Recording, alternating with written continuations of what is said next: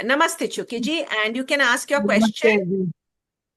हाँ जी, विनीता जी, मैं 8 साल से मेरा गैस्ट्रिक का प्रॉब्लम चल रहा है। बैक पेन और मैं बहुत सारे दवाइयाँ खा चुकी हूँ, अभी भी खा रही हूँ। फिर हाल में मेरा कोलोनोस्कोपी, एंडोस्कोपी सब कुछ किया है, तो कुछ उसमें कुछ बीमारी नहीं दिखा रहे हैं। एसिडिटी का भी बहुत प्रॉब्लम है, और मेन ये है कि अभी पिछले 6 महीने से मेरा वेट 8 kg और घट गया है। हम्म। वो डाइट में ऐसी कोई डाइट कम नहीं करती हूँ, कुछ नहीं है। अब थोड़ा बहुत चेंजेस, ऑयली थिंग्स वगैरह कम कर दिया, तो वेट लॉस भी हो रहा है। तो उसके मुझे बहुत चिंता हो रहा है, और मुझे एनजाइटी का भी प्रॉब्लम होने लग गया है जी। मैम आप कहाँ रहते हैं? मैं नैनीताल में रहती हूँ आचार्य जी। आप नैनीताल में रहते क्या हैं। आता है ठीक। जी जी। जी प्रणाम मैम। ठीक।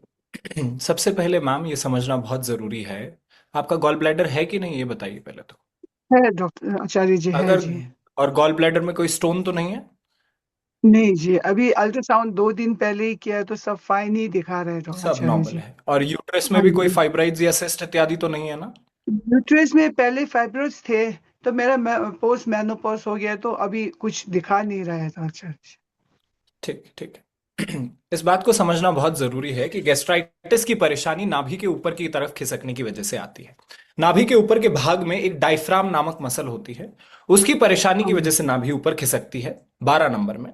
वहां पर दबा के देखेंगे और लेफ्ट साइड नाभि से दबा के देखेंगे तो दो जगह पर आपको परेशानी मिलेगी। जब इन दोनों की हाइपर सेंसिटिविटी और पेन को हम रिजॉल्व कर देते हैं तो व्यक्ति का गैस्ट्राइटिस ठीक हो जाता है। ब्लोटिंग, एसिडिक रिफ्लक्स, भूख, खाना पचाने की क्षमता और खाने खाने की क्षमता दोनों में ही अंतर देखने को मिलता है। इससे फिर धीरे धीरे नींद होनी चालू ठीक होती है। और ऐसे में व्यक्ति कोर्स के समय में 1 आधा किलो वजन जरूर बढ़ा हुआ महसूस करता है। लेकिन स्टार्टिंग में रूट के ऊपर काम करना बहुत जरूरी है। और अंदर जो रूट ब्लोटिंग का है उसको जैसे ही आप ठीक करेंगे, इस तरीके से भोजन पचना चालू हो जाता है। दूसरा मुख्य कारण वजन का गिरने का है हाई इन्फ्लेमेशन। अगर आप देखेंगे तो ब्लड में जरूर ईएसआर रिपोर्ट्स बिगड़ी हुई रहती होंगी, नहीं तो general inflammatory state blood reports में देखने को मिलती होगी। ऐसे में जब छोटी आंत की डिटॉक्स चलती रहती है तो व्यक्ति का खाया पिया हुआ सामान शरीर में लगना चालू हो जाता है। नहीं तो लंबे समय ऐसी अवस्था में न्यूट्रिशनल डेफिशिएंसीज भी व्यक्ति को होनी चालू हो जाती है। तो इस तरीके से ये असल में नाभि का रोग है मैम।